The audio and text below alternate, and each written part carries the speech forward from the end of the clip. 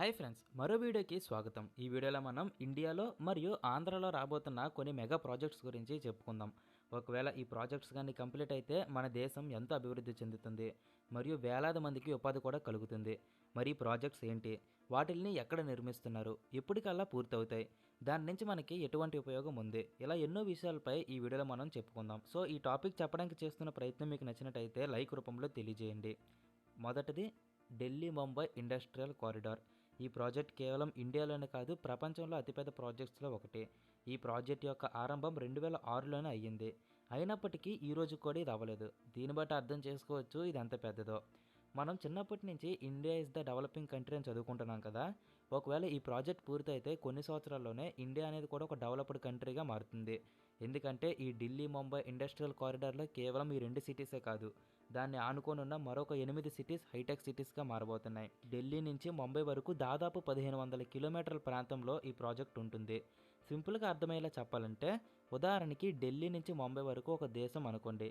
దాదాపు 1500 కిలోమీటర్లు ఉన్న ఈ దేశంలోనే అన్నీ కొత్తగా నిర్మిస్తున్నారు.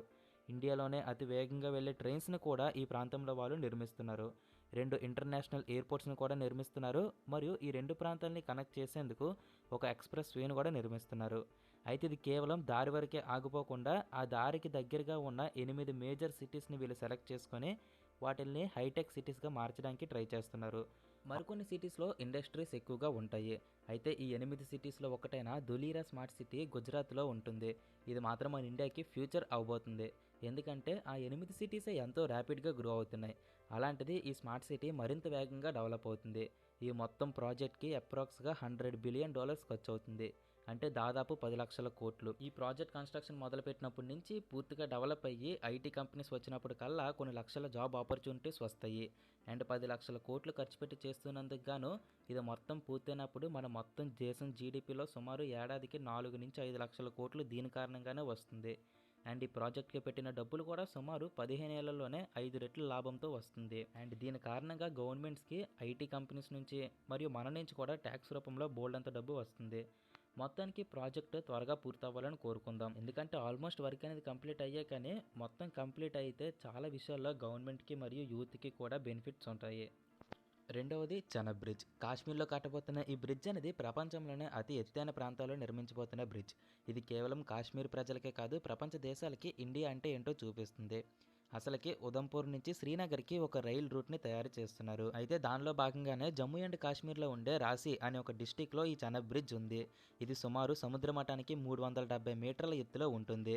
బక్కల్ అనే ఒక ప్రాంతం నుంచి అవతల పక్క శ్రీనగర్ వైపు ఉండే కారీ అనే ఒక ప్రాంతాన్ని కలపడం కోసం ఈ వంతెనను వాళ్ళు నిర్మిస్తున్నారు.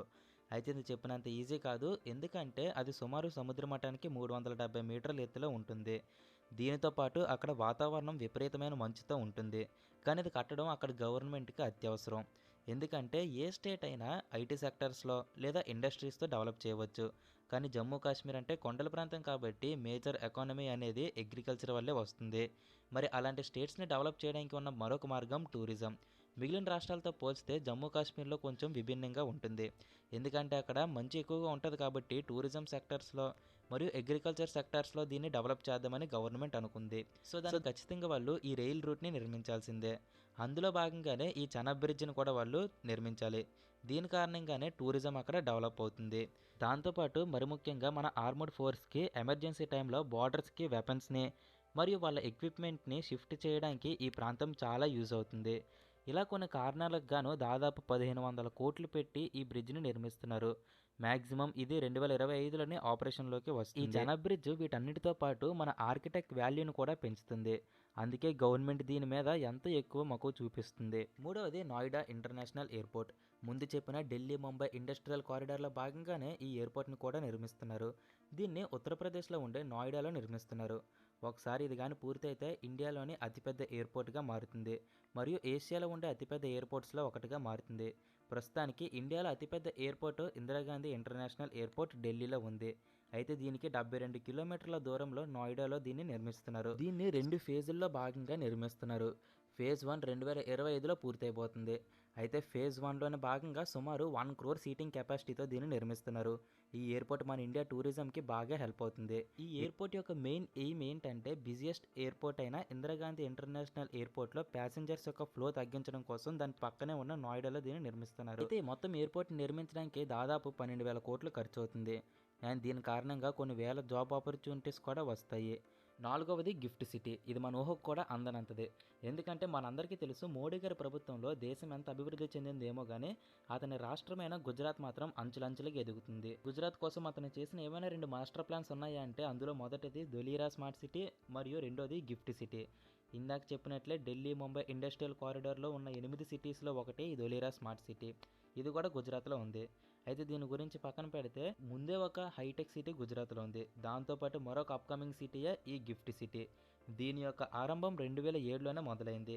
గాంధీనగర్కి దగ్గరలో సుమారు 900 ఎకరాల్లో ఈ ప్రాంతం మొత్తం ఉండబడుతుంది. గిఫ్ట్ అంటే Gujarat infrastructure financial tech city అని అర్థం. అయితే మిగిలిన సిటీస్ అన్నీ ఫ్యూచర్లో హైదరాబాద్ మరియు బెంగళూరుతో పోటీ పడితే ఈ గిఫ్ట్ సిటీ మాత్రం ఫ్యూచర్లో సింగపూర్ మరియు దుబాయ్ వంటి సిటీస్తో పోటీ పడాలి అనే ఉద్దేశంతో మోడీ గారు మరియు అతని ప్రభుత్వం ఇది 2007లో దీన్ని స్టార్ట్ చేశారు. 2012 నాటికి మొదటి ఫేజ్ పూర్తయింది. ఒక ఐటీ హబ్ మరియు ఫైనాన్షియల్ హబ్గా మార్చబోతున్న ఈ నగరం రానున్న రోజుల్లో మన దేశానికి ఒక గుండెకాయగా మారుతుంది. ఎందుకంటే ఇది కేవలం ఐటీ కోసమే కాదు, వరల్డ్ ఫైనాన్స్ సెంటర్గా డెవలప్ చేద్దామని అనుకుంటున్నారు. ఫైనాన్స్ సెక్టర్లో ఎన్నో కొత్త పెట్టుబడుల్ని ఈ సిటీలో ఉండాలని ప్రయత్నిస్తున్నారు. ఆల్రెడీ మీరు స్క్రీన్ మీద చూస్తున్నారు కదా, ఇలా చాలా బిల్డింగ్స్ని కంప్లీట్ చేశారు కూడా. మాక్సిమం 2030 కల్లా ఈ మొత్తం సిటీ ఒక రూపు వస్తుంది. ఈ సిటీని ఫైనాన్షియల్ హబ్గా మార్చబోతున్నారు అనడానికి బెస్ట్ ఉదాహరణ ఏదైనా ఉందా అంటే ఫైనాన్షియల్ సెక్టర్స్కి సంబంధించిన ఇన్వెస్టర్స్కి దాదాపు 15 సంవత్సరాల వరకు ట్యాక్స్లు కూడా తీసుకోవట్లేదు. దీన్ని బట్టి చెప్పుకోవచ్చు మనం వీళ్ళు దీన్ని ఫైనాన్షియల్ హబ్గా ఏ విధంగా డెవలప్ చేద్దాం అనుకుంటున్నారో. సింపుల్గా ఫైనాన్స్ సెక్టర్స్కి సంబంధించిన ఇన్వెస్టర్స్ని ఆకట్టుకోవడం కోసం ట్యాక్స్ కూడా తీసుకోవట్లేదు. ఒక గవర్నమెంట్ రన్ అవ్వడానికి ట్యాక్స్ ఎంత ఇంపార్టెంటో మనకు తెలుసు. అండ్ అడ్వాన్స్డ్ టెక్నాలజీతో హైటెక్ సిటీగా దీన్ని మార్చడానికి గవర్నమెంట్ ట్రై చేస్తుంది. అండ్ ఐదవది అనకాపల్లి స్టీల్ ప్లాంట్. ఆంధ్రప్రదేశ్లో ఉండే అనకాపల్లి జిల్లాలో ఒక కొత్త స్టీల్ ప్లాంట్ని నిర్మించబోతున్నారు. జపాన్కి చెందిన నిప్పాన్ స్టీల్ ప్లాంట్ మరియు ఆర్సిలార్ మిట్టల్ ఈ 2 కంపెనీస్ కలిపి దాదాపు 1,60,000 కోట్లు పెట్టుబడితో అనకాపల్లి జిల్లాలో కొత్త స్టీల్ ప్లాంట్ కోసం పెడుతున్నారు. ఈ మొత్తం ప్లాంట్ని 2 ఫేజెస్లో పూర్తి చేద్దాం అనుకుంటున్నారు. మొదటి ఫేజ్లో 70,000 కోట్లు పెట్టుబడి పెడుతున్నారు. అండ్ దానికి గాను స్టేట్ గవర్నమెంట్ దాదాపు 2,000 ఎకరాలను ల్యాండ్ని కూడా ఈ సంస్థకి ఇప్పించింది. అయితే మొదటి ఫేజ్లో భాగంగా ఏడాదికి 7.3 మిలియన్ మెట్రిక్ టన్ స్టీల్ని ఉత్పత్తి చేస్తారు.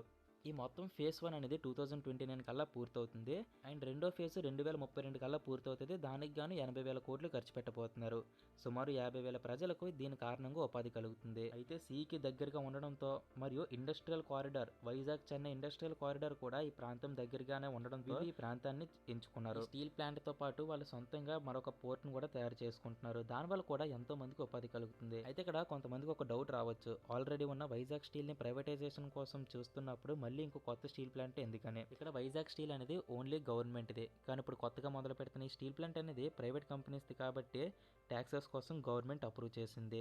అండ్ ఆంధ్రప్రదేశ్లో దీంతో పాటు ఇంకా Amaravati capital development, Alluri Sitaramaraju international airport, Visakha railway zone ఇలా చాలా విషయాలపై అభివృద్ధి చెందుతుంది. అదేవిధంగా మన ఇండియాలో కూడా చాలా స్టేట్స్లో చాలా కొత్త కంపెనీస్ వచ్చాయి. వీటన్నిటిలో ఇప్పుడు మనం చెప్పుకునేవి 1% కూడా ఉండవు. ఒకవేళ మెగా ప్రాజెక్ట్స్ అన్నీ కానీ పూర్తయితే మన ఇండియా అభివృద్ధి రంగంలో ఎంతో ముందుకెళ్తుంది. అండ్ కోట్లాది మంది యువతకు కూడా ఉద్యోగ అవకాశాలు వస్తాయి. సో ఇవన్నీ వీలైనంత త్వరగా అవుతాయని కోరుకుందాం. ఇంతవరకు చూసారంటే మీకు టాపిక్ నచ్చిందని అనుకుంటున్నాను. మరి మొత్తం ఇన్ఫర్మేషన్ మీకు ఎలా కనిపించిందో కామెంట్ చేయండి. అండ్ మీకు మన ఇండియాలో జరుగుతున్న మరికొన్ని మెగా ప్రాజెక్ట్స్ గురించి తెలుసుకోవాలనుకుంటే పార్ట్ 2 అని టైప్ చేయండి. పక్క వీడియో చేయడానికి ట్రై చేస్తాను. అండ్ మరొక వీడియోతో కలుసుకుందాం.